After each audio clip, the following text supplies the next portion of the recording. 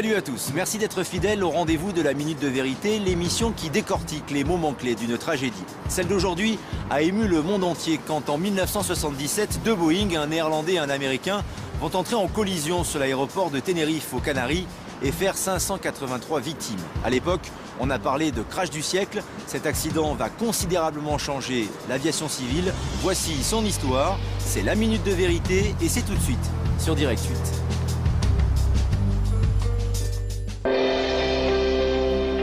Une île paradisiaque au large des côtes africaines, une destination de rêve pour tout vacancier. Mais ce jour-là, à cause d'un attentat, deux avions sont déroutés vers un petit aéroport. En 8 minutes, la collision aérienne la plus meurtrière de l'histoire fera 583 victimes. Aujourd'hui, grâce à une reconstitution en 3D, nous allons vous révéler ce qui s'est réellement passé. Les accidents ne se produisent pas sans raison. Ils sont le fruit d'une succession d'événements malheureux. Nous allons tenter de les démêler dans la Minute de Vérité.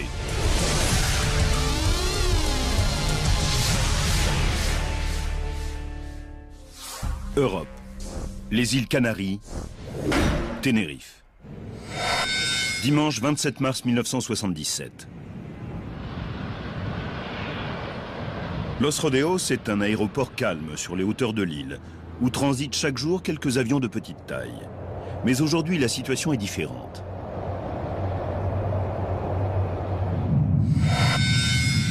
Midi. Le vol de nuit en provenance de Los Angeles, le Pan Am 1736, n'est plus qu'à 2 heures des îles Canaries. Joan Jackson est hôtesse de l'air sur cette compagnie depuis 7 ans. Tout semblait parfaitement normal. Il arrive parfois qu'on ait des passagers un peu pénibles. Mais là, ils étaient tous adorables. Et c'était un plaisir de les avoir à bord. Jack Ridout, l'un des 378 passagers de ce Boeing 747, est ravi. Dans les années 70, les 747, c'était ce qui se faisait de mieux. C'était un avion 2 fois plus gros que les autres. Jack a fait les choses en grand. Il emmène sa petite amie Joanie en vacances. On était en première classe. On est monté à l'étage. À l'époque, il y avait une sorte de salon. C'était très chic. Ils vont à Grande Canarie, dans l'archipel des Canaries, réputé pour ses somptueux paysages. Malheureusement, ce dernier abrite également des groupes terroristes, décidés à libérer ces îles de la domination espagnole.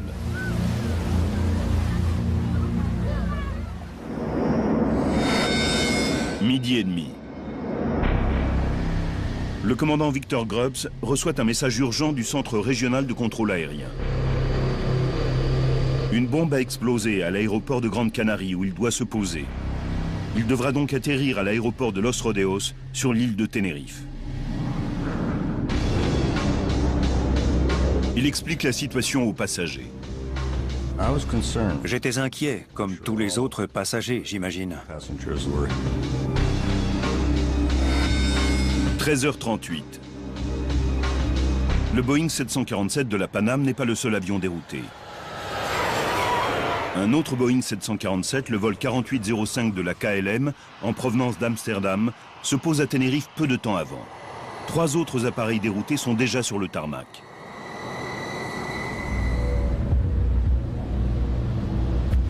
L'aéroport de Tenerife est petit. Il n'y a qu'une seule piste d'envol et les contrôleurs aériens n'ont pas l'habitude de gérer autant d'avions, surtout des Boeing 747. De plus, nous sommes dimanche et 2 contrôleurs seulement sont présents. Les passagers de la KLM patientent dans la salle d'embarquement de l'aéroport. 14h15. Le Boeing 747 de la Pan Am se pose. Il doit lui aussi attendre la réouverture de l'aéroport de Grande Canarie.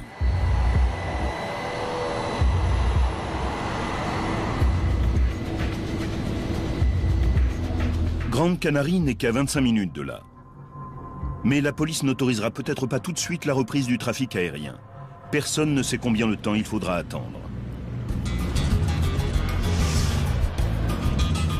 L'aéroport Los Rodeos de Tenerife se trouve dans une vallée au pied du mont Teide, le 3e plus grand volcan au monde. Le Teide domine l'île et influe souvent sur le climat. Pour l'instant, le soleil brille, mais les conditions météorologiques peuvent changer rapidement. L'aéroport est à 632 mètres d'altitude. Des nuages provoquent souvent un épais brouillard.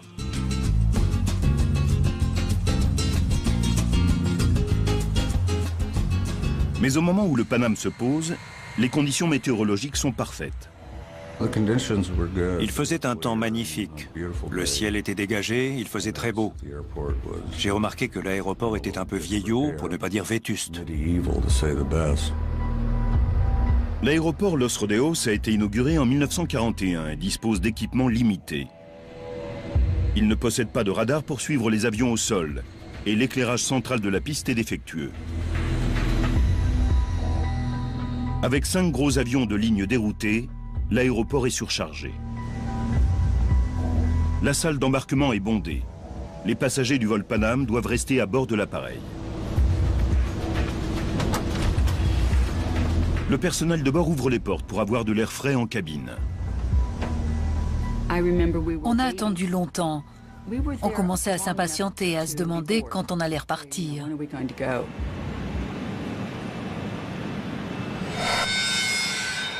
14h30. La police a sécurisé l'aéroport de Grande Canarie et les passagers espèrent pouvoir bientôt profiter de leurs vacances. Mais l'avion de la Paname est bloqué par le Boeing 747 de la KLM, qui est en plein ravitaillement.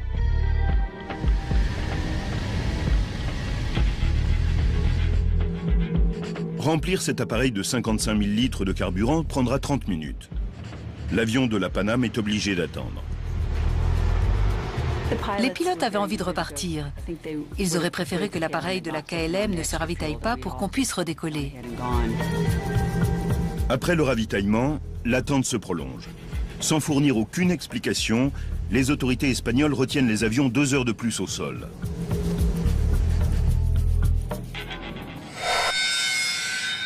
À 16h56, le commandant le plus expérimenté de la KLM, Jacob Van Zanten, demande une autorisation de roulage. 2 minutes plus tard, la tour de contrôle la lui accorde. Dans l'avion de la Paname, Jack remarque que le temps change. Il a commencé à y avoir du brouillard. Et ça m'a surpris parce que ça a fini par recouvrir l'aéroport, comme si la nuit était tombée.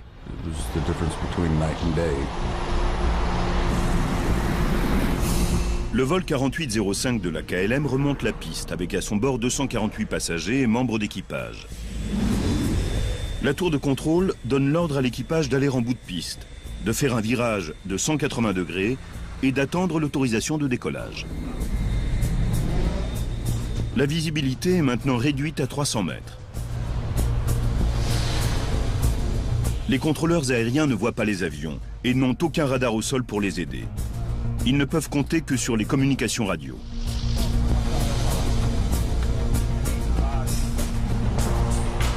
« 17h02. Le contrôleur aérien autorise le Boeing de la Paname à rouler derrière l'avion de la KLM. L'équipage doit ensuite emprunter la 3e sortie et attendre. Les conditions météorologiques se détériorent. On était derrière l'avion de la KLM et on ne voyait même pas la piste. Il faisait noir.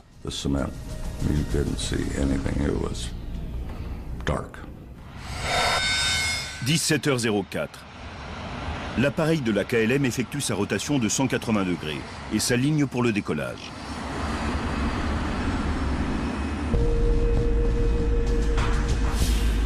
L'avion de la Paname remonte toujours la piste principale. Le commandant et son copilote cherchent la 3e sortie, mais ils ne connaissent pas cet aéroport et la visibilité est quasiment nulle.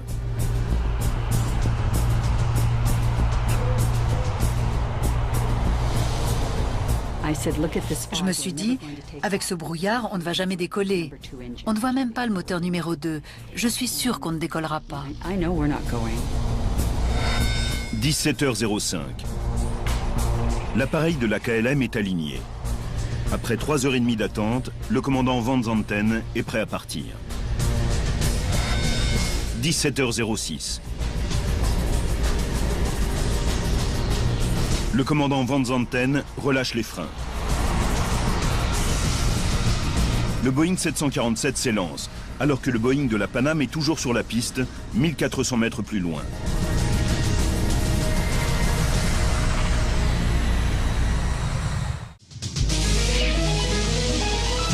Les deux Boeing 747 sont tous les deux sur la même piste, et le brouillard est maintenant très dense.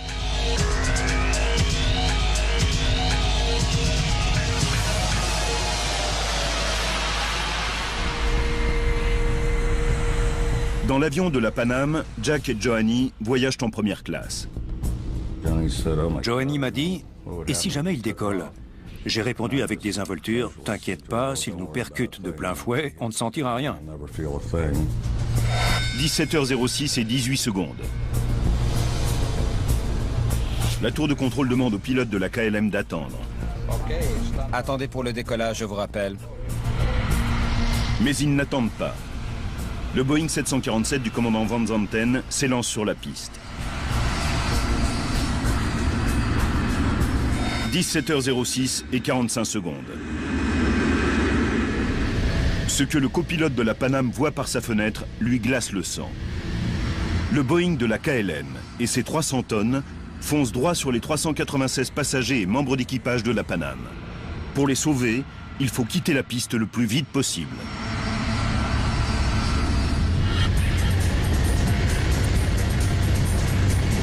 Victor Grubbs, le commandant de bord de la Pan Am, pousse la manette des gaz à fond pour tenter d'éviter l'autre appareil.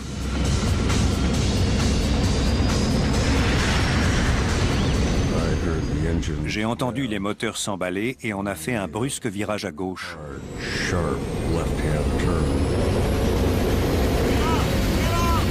Mais il est trop tard.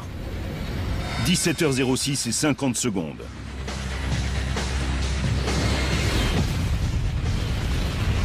L'appareil de la KLM percute le Boeing de la Pan Am à 290 km/h. Il y a eu un bruit assourdissant. J'ai eu l'impression que chaque molécule d'air explosait. J'ai pensé que c'était une bombe. Il y avait des débris métalliques partout et presque tout de suite après, l'avion a pris feu. J'ai regardé autour de moi et je me suis dit, on est pris au piège.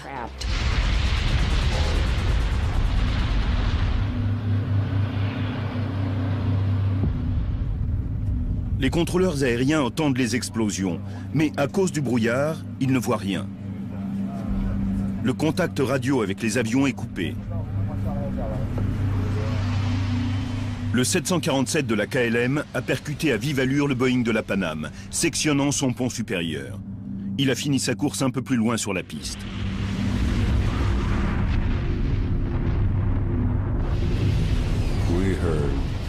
On a entendu un grondement et une explosion terrible. J'ai compris que pour les passagers de l'autre avion, c'était fini. Les contrôleurs de la tour déclenchent l'alarme. Sur ces premières images de la télévision, les pompiers luttent contre l'incendie du Boeing de la KLM. Ils ne trouveront aucun survivant. Dans cet épais brouillard, ils ne se doutent pas qu'à 450 mètres de là, le Boeing de la Pan Am est également en feu, avec des centaines de passagers à bord.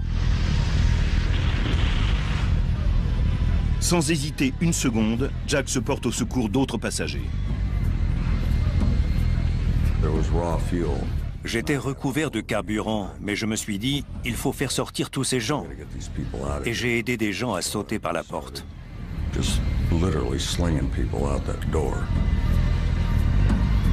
Pendant ce temps, Joan Jackson et une autre hôtesse essaient de quitter l'appareil. Je crois que je suis passée par un trou. Je me suis retournée et j'ai dit « Suzanne, donne-moi ta main ». Et on s'est retrouvés debout sur l'appareil.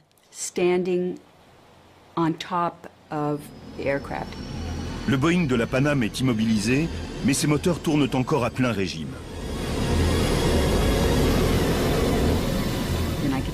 J'entendais leur bruit et j'ai compris qu'ils projetaient des bouts de métal partout.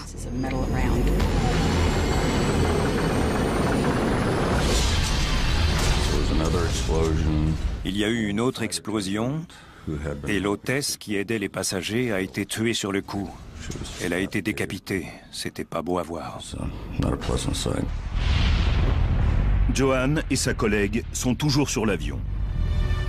Je me suis dit, si on saute, on va se casser les jambes et on ne pourra pas fuir.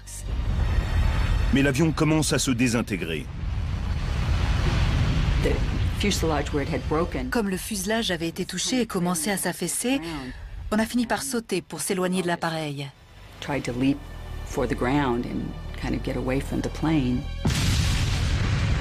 Une nouvelle explosion éjecte Jack de l'avion. Joanie m'a dit que j'avais été éjecté. Et dès que j'ai repris mes esprits, elle a dit qu'il fallait qu'on parte. On s'est traîné tant bien que mal et la dernière explosion a tout détruit, à part les ailes.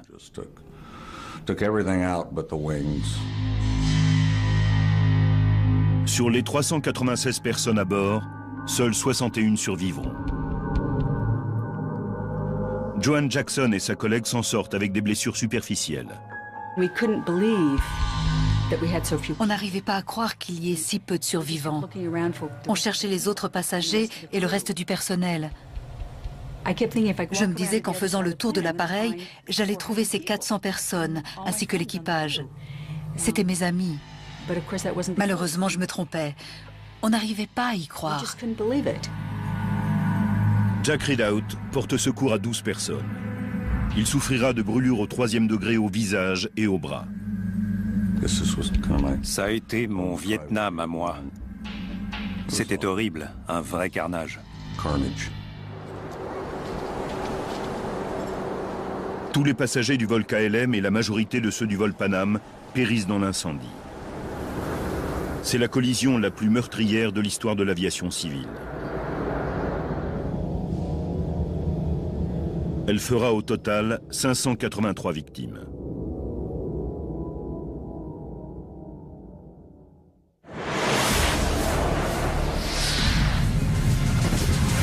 Le monde est en état de choc. Le Boeing 747 est l'appareil le plus moderne du moment. Mais il transporte aussi 2 fois plus de passagers que les autres avions.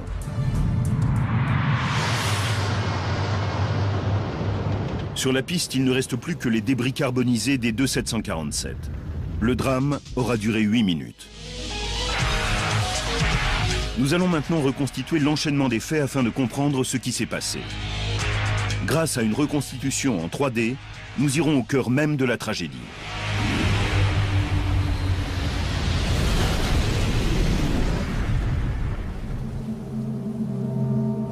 Les autorités espagnoles envoient rapidement des experts. Jaime Velarde, un des enquêteurs, quitte immédiatement Madrid et arrive à Tenerife.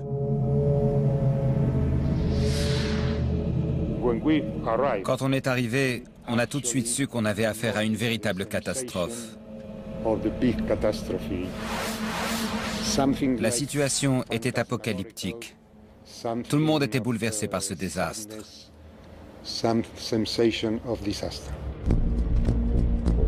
Jaime Velarde se rend sans tarder sur le site. Quand on enquête sur un accident d'avion, il faut aller sur le site le plus vite possible. Ça nous permet de découvrir et de photographier les indices sur place. Des enquêteurs arrivent des États-Unis et des Pays-Bas pour représenter les 2 compagnies impliquées dans l'accident. L'un des enquêteurs néerlandais, Frans Herart, est choqué par ce qu'il voit. On était affligés et étonnés par la quantité de débris. On n'avait jamais vu ça avant. Je me souviens aussi qu'il y avait une odeur étrange. Après, on a compris que c'était l'odeur de la chair brûlée. C'était vraiment horrible. C'est le pire accident que j'ai jamais vu. Les enquêteurs sont confrontés à de nombreuses questions. Pourquoi le Boeing de la Panam était-il toujours sur la piste? S'agissait-il d'une nouvelle bombe? Grâce au rapport d'enquête officiel, nous pouvons reconstituer ce qui s'est passé. Au début, je n'échafaudais aucune théorie. Il était trop tôt pour tirer des conclusions. Ce qui comptait, c'était de récolter des preuves et rien d'autre. En premier lieu, il faut localiser les boîtes noires. Elles enregistrent à la fois les conversations dans le cockpit et les paramètres techniques. Les enquêteurs les retrouvent rapidement, mais il y a un problème.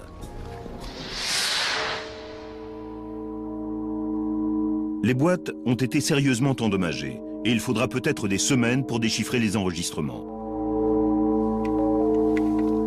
En attendant, les enquêteurs devront se contenter des cassettes de la tour de contrôle.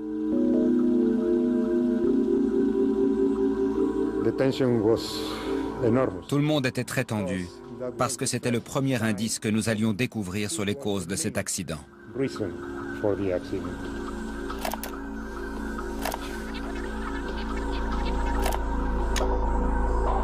Les enquêteurs écoutent méticuleusement les dernières conversations avant la collision. Ils cherchent à comprendre pourquoi le Boeing de la KLM a décollé alors qu'un 747 de la Pan Am se trouvait encore sur la piste. Le contrôleur aérien a-t-il donné l'autorisation de décoller? 1 minute et 23 secondes avant la collision. L'appareil de la KLM vient d'effectuer un virage de 180 degrés en bout de piste. KLM 4805 prêt à décoller. Demandons clairance de départ. Le copilote ne demande pas une autorisation de décollage, mais une clairance de départ pour connaître les consignes de circulation aérienne.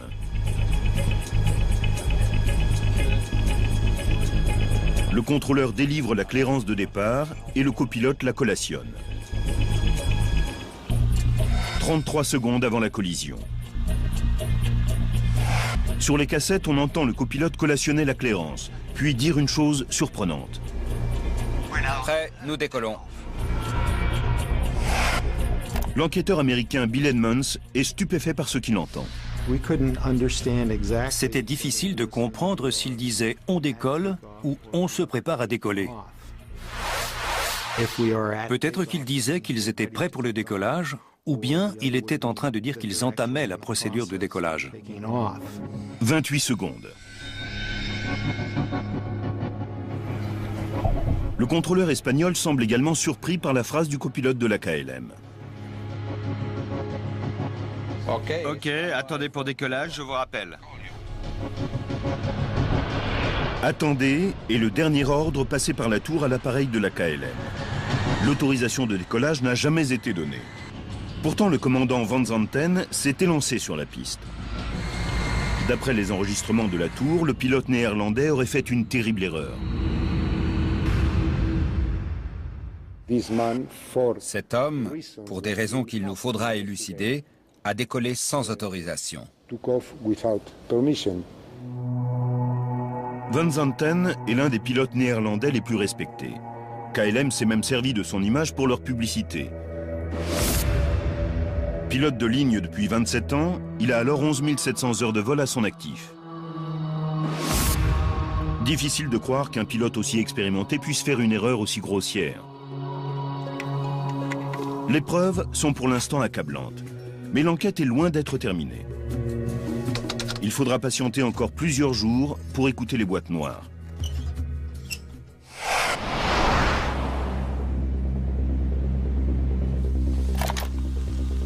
Les cassettes de la tour de contrôle réservent une autre surprise aux enquêteurs. L'équipage de la Pan Am n'a pas obéi non plus aux consignes. 4 minutes avant la collision. La tour de contrôle demande à l'équipage de la Pan Am d'emprunter la 3e sortie.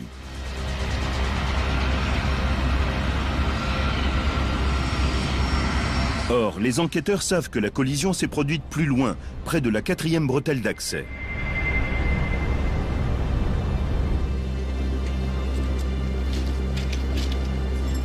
Pourquoi le commandant de la Pan Am n'a-t-il pas tourné plus tôt? L'accident le plus meurtrier de l'histoire de l'aviation civile s'est donc produit au sol sur l'aéroport Los Rodeos de Tenerife. D'après les enregistrements de la tour de contrôle, le commandant de la KLM, Jacob van Zanten, aurait décollé sans autorisation. Grâce à une reconstitution en 3D et au rapport officiel du gouvernement espagnol, nous allons vous révéler les véritables causes de la tragédie. Les enquêteurs ont découvert un nouvel élément. L'avion de la Paname n'a pas quitté la piste à temps. Le commandant de bord, Victor Grubbs, aurait-il fait une énorme erreur?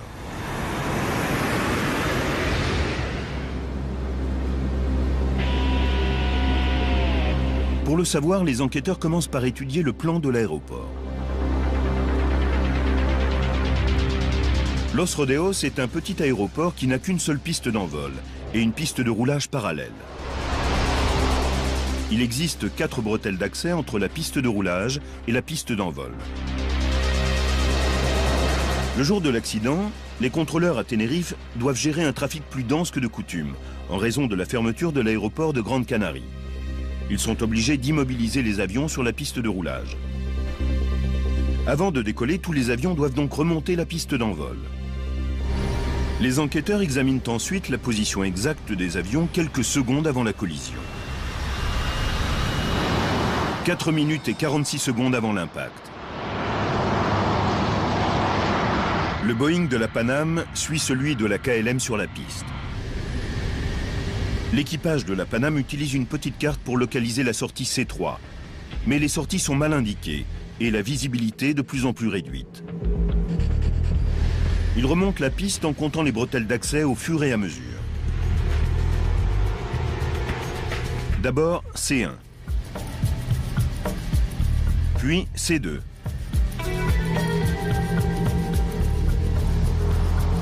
La sortie qui pose problème, c'est la 3e. C3. L'équipage de la Paname n'avait pas l'air de savoir quel taxiway il devait prendre. Pourtant, les cassettes de la tour confirment les instructions des contrôleurs. Vous confirmez que le Paname 1736 doit tourner à gauche à la 3e intersection. 3e sortie. 1, 2, 3, 3e. 1 minute et 6 secondes avant le désastre. Le Boeing de la Paname dépasse la sortie C3 et continue en direction du 747 de la KLM qui, lui, se prépare à décoller. La manœuvre pour emprunter la bretelle C3 aurait été difficile à effectuer avec un Boeing 747.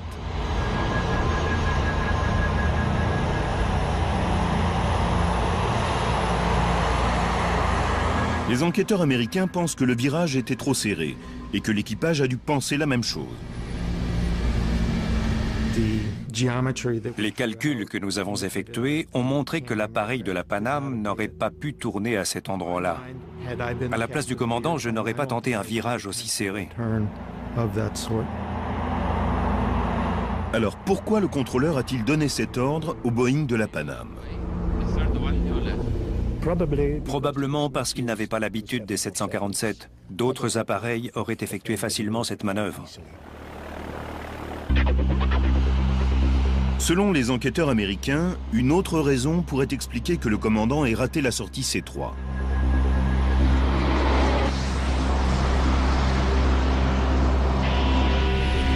Au moment où il doit quitter la piste principale, le pilote de la Paname est distrait par la radio.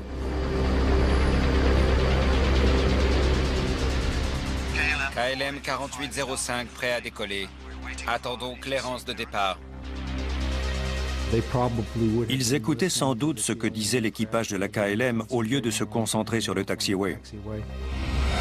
35 secondes avant le drame. Le copilote de la KLM dit à la tour. Prêt à décoller. Immédiatement, le copilote de la Paname s'immisce dans la conversation. Paname 1736, remontons toujours la piste. L'équipage de la KLM reçoit toutes les communications radio. Il devrait donc savoir que le Boeing de la Paname est juste devant sur la piste. Pourtant, le commandant le plus expérimenté de la flotte néerlandaise pousse la manette des gaz et s'élance sur la piste.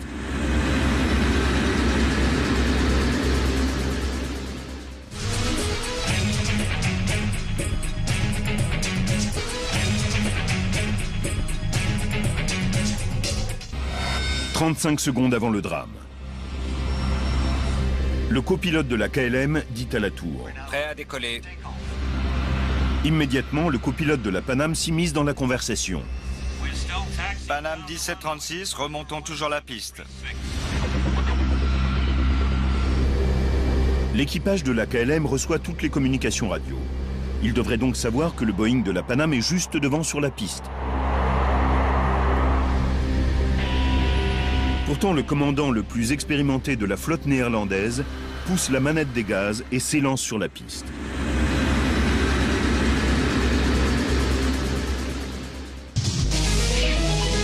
Les enquêteurs savent dorénavant que les pilotes des deux avions n'ont pas obéi aux ordres des contrôleurs. Ils vont donc s'intéresser au comportement des deux équipages.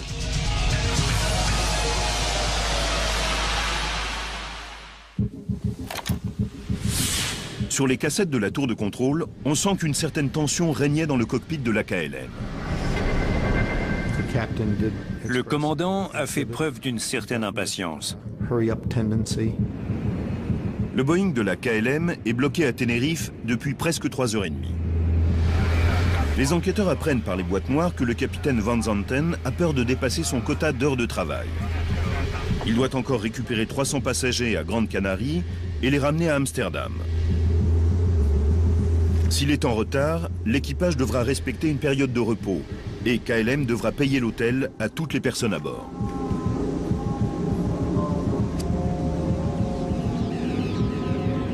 Qui plus est, le brouillard fait son apparition et réduit sensiblement la visibilité.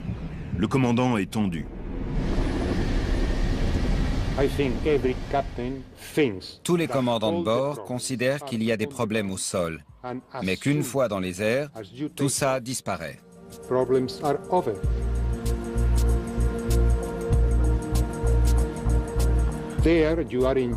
Ils se prennent pour les maîtres du ciel, et ce sont eux qui décident. Je pense que c'est ce qui s'est passé dans la tête de ce pilote. L'Association américaine des pilotes de ligne a également analysé les facteurs psychologiques. Depuis 6 ans, le commandant Van Zanten passait beaucoup de temps à former d'autres pilotes.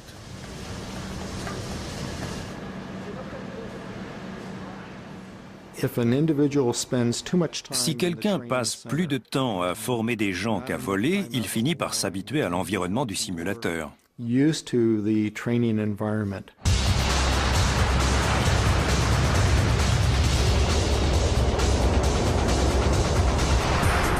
En fait, depuis 6 ans, le commandant Van Zanten n'a volé en moyenne que 21 heures par mois. Et il n'a pas effectué le moindre vol depuis 12 semaines. Bill Edmonds invoque un phénomène appelé syndrome de l'instructeur. Le pilote aurait du mal à faire la distinction entre réel et virtuel. Dans un simulateur, vous n'hésitez pas. Vous faites votre manœuvre, vous vous arrêtez, vous reconfigurez le simulateur, vous refaites la manœuvre, et quand vous êtes prêt à faire quelque chose, vous foncez, vous le faites. Dans le simulateur, l'instructeur joue le rôle du contrôleur. C'est lui qui donne la clairance de départ et l'autorisation de décollage. Il n'a pas à attendre l'autorisation de la tour de contrôle. Le commandant Van Zanten était prêt à décoller. Quand tout a été prêt pour le décollage, il a voulu partir. Il ne s'est sans doute pas demandé où les autres avions se trouvaient sur la piste. Lui, en tout cas, était prêt à partir. Les effets de ce syndrome de l'instructeur sur Van Zanten ne pourront jamais être prouvés. Mais une autre question reste en suspens. 18 secondes avant la collision. Le capitaine Van Zanten pousse la manette des gaz à fond. 2 autres membres d'équipage sont à ses côtés. Pourquoi ne l'en empêche-t-il pas ?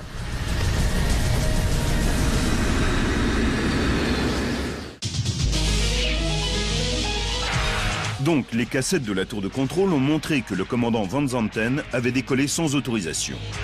Et les enquêteurs savent aussi que le Boeing de la Paname avait raté la sortie et se trouvait toujours sur la piste. Les enquêteurs comptent maintenant sur les boîtes noires endommagées. elle pourrait apporter quelques éléments nouveaux. Chaque Boeing 747 est équipé de 2 boîtes noires qui enregistrent les paramètres techniques ainsi que les 30 dernières minutes de conversation dans le cockpit. L'enquêteur espagnol Jaime Velarde apporte lui-même les boîtes noires à Washington, où elles sont analysées par un laboratoire spécialisé. L'enquête a été très difficile, parce qu'il fallait analyser quasiment toutes les voix enregistrées.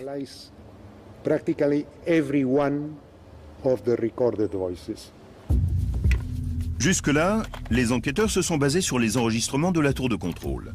Mais 2 semaines après le début de l'enquête, ils peuvent enfin écouter les boîtes noires.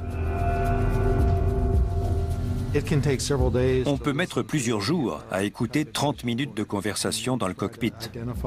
On essaie d'identifier qui parle, ce qu'ils disent et ce qui se passe en même temps. C'est seulement en comparant les boîtes noires des 2 avions et les cassettes de la tour de contrôle que les enquêteurs font une incroyable découverte et comprennent enfin ce qui s'est passé. Dans le cockpit du Boeing de la KLM, l'équipage n'a pas entendu certains messages, pourtant parfaitement audibles sur les enregistrements de la tour. Au moment où le commandant Van Zanten compte sur les communications radio, un long sifflement brouille des messages.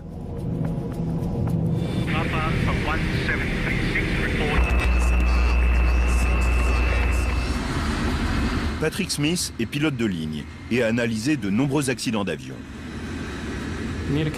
Quand on communique avec les contrôleurs aériens, c'est comme une seconde nature pour nous.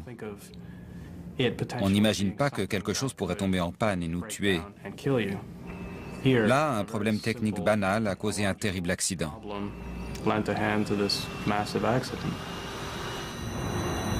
Le système de communication en service à Los Rodeos en 1977 est encore utilisé aujourd'hui partout dans le monde. Les avions communiquent avec les contrôleurs aériens par un système de radio VHF. À l'aéroport, tous les avions sont sur la même fréquence. Ils peuvent recevoir des instructions et savoir ce qui se passe autour d'eux. Mais ce système a ses limites. Ce n'est pas comme au téléphone, où 2 personnes peuvent se parler en même temps.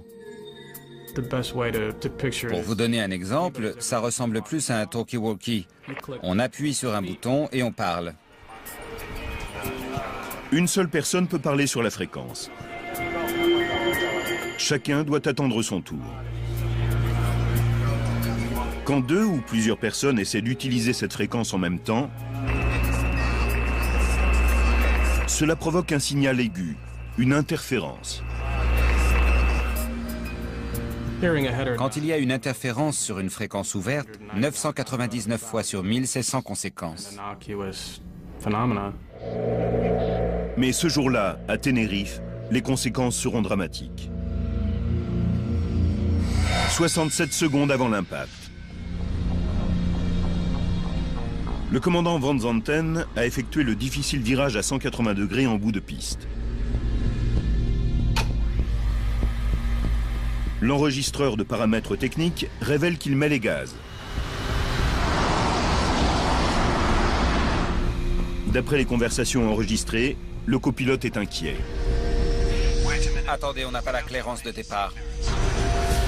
Le commandant Van Zanten lui répond sèchement. Je le sais, allez-y, demandez-la. 44 secondes avant l'impact. Tandis que le copilote de la KLM collationne la clairance de départ, l'enregistreur des paramètres techniques montre que Van Zanten a déjà commencé à accélérer. Il n'attend pas que son copilote ait terminé. 37 secondes. On décolle. Mais le Boeing de la Pan Am remonte toujours la piste. D'après les cassettes de la tour de contrôle, les enquêteurs savent que le contrôleur a demandé au Boeing de la KLM d'attendre l'autorisation de décoller. Ok, attendez pour le décollage, je vous rappelle. Au même moment, comme le montrent les enregistrements du cockpit de la Pan Am, l'équipage américain réagit également. Panam 1736, remontons toujours la piste. Le contrôleur et la Pan Am répondent en même temps. Comme le prouvera l'enregistrement des conversations du cockpit de la KLM, cela crée une interférence.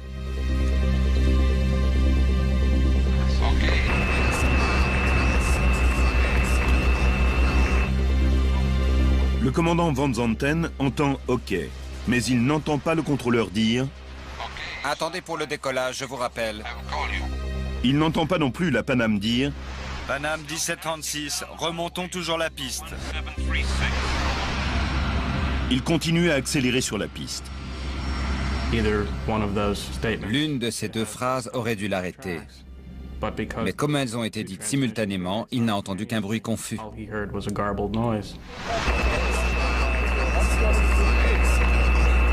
28 secondes plus tard, le Boeing de la KLM percute celui de la Paname.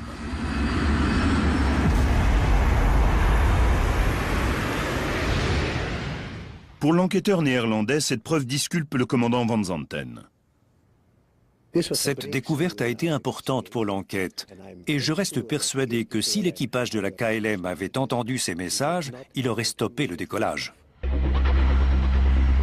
L'interférence s'est produite 30 secondes avant l'impact, bloquant 2 messages capitaux. Mais Van Zanten aura encore un ultime avertissement. 24 secondes avant la collision. Le contrôleur espagnol rappelle l'appareil de la Paname et lui demande s'il a dégagé la piste. Papa Alpha 1736, rappelez, piste dégagée. Le copilote de la Paname répond « OK, rappellerons piste dégagée. » Cette conversation est audible dans le cockpit de la KLM. Mais un seul membre d'équipage semble y prêter attention. Le mécanicien de bord l'a comprise, au moins en partie. Le Paname n'a pas dégagé la piste? Le commandant qui est en train de décoller dit quelque chose comme « Qu'est-ce que vous dites ?» Qu'est-ce que vous dites? Le Paname n'a pas dégagé la piste? La réponse de Van Zanten est catégorique. Mais si. Mais si. Après ça, le mécanicien ne dit plus un mot. Le mécanicien à bord est le moins expérimenté des trois. Il n'ose pas mettre en doute le commandant.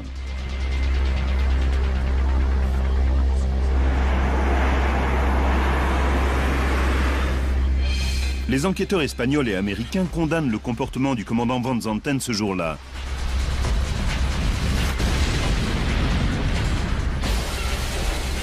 Mais le rapport final montrera que le sort était vraiment contre lui.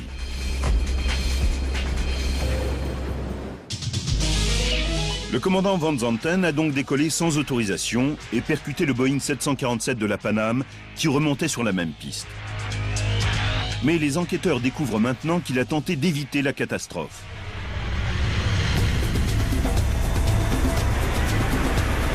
Quelques secondes avant la collision, le commandant Van Zanten essaie de passer au-dessus du Boeing de la Paname.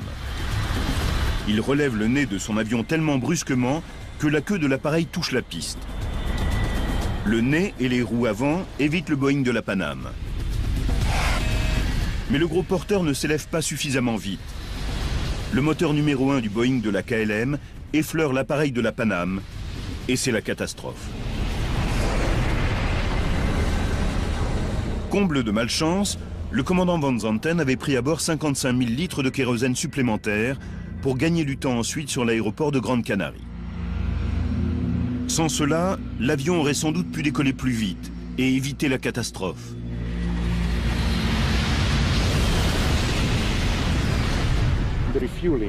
Le ravitaillement du Boeing de la KLM a aussi joué un rôle, c'est sûr. Plus vous êtes lourd, plus la course de décollage doit être longue. La catastrophe de Tenerife est le résultat d'un concours de circonstances suite à des défaillances à la fois humaines et techniques. Selon le pilote et écrivain Patrick Smith, on peut aujourd'hui éviter les interférences radio et donc de nouveaux accidents. Les interférences peuvent être évitées. Il existe aujourd'hui un instrument qui peut être inséré dans les systèmes de communication des avions pour empêcher les transmissions simultanées. On ne peut pas parler en même temps qu'une autre personne.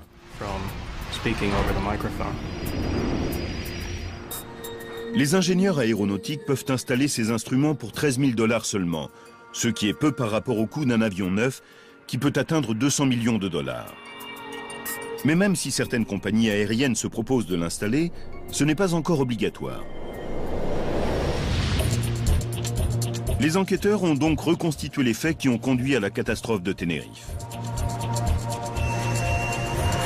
Tout d'abord, les contrôleurs aériens ont donné l'ordre à 2 Boeing 747 de rouler sur la même piste en même temps. Ensuite, par un épais brouillard et perturbé par la configuration des pistes, le pilote de la Pan Am a raté la bretelle d'accès et est allé trop loin sur la piste. Quelques secondes plus tard, le pilote néerlandais, le commandant Van Zanten, a lancé la procédure de décollage sans autorisation. Enfin, une interférence sonore a empêché le commandant de la KLM d'entendre des messages qui lui auraient sans doute fait annuler le décollage. Pour les survivants de Tenerife, le cauchemar dure des mois. J'avais peur de tout. Je ne voulais plus monter en voiture. Je ne supportais plus que mon mari s'éloigne.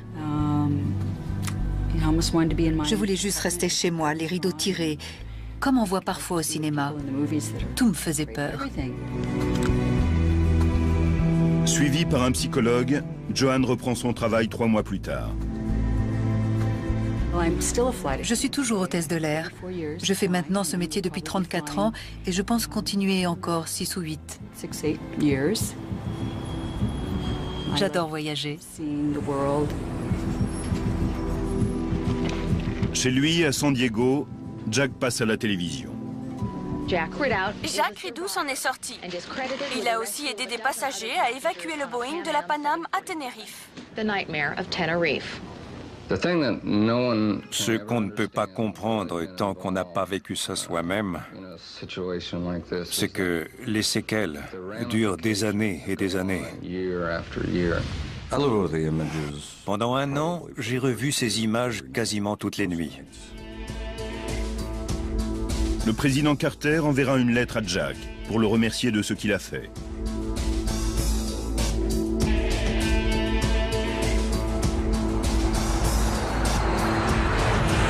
Le nouvel aéroport, construit au niveau de la mer au sud de Tenerife, accueille aujourd'hui la plupart des visiteurs. Il est rarement recouvert de brouillard. Le vieil aéroport au nord est toujours en service. Les autorités ont installé un système de radar au sol. Depuis la collision, la piste a été surtout utilisée pour les vols régionaux inter-îles. Mais aujourd'hui, devant l'explosion du tourisme, de gros porteurs se posent et décollent de nouveau dans le brouillard de l'aéroport Los Rodeos de Tenerife.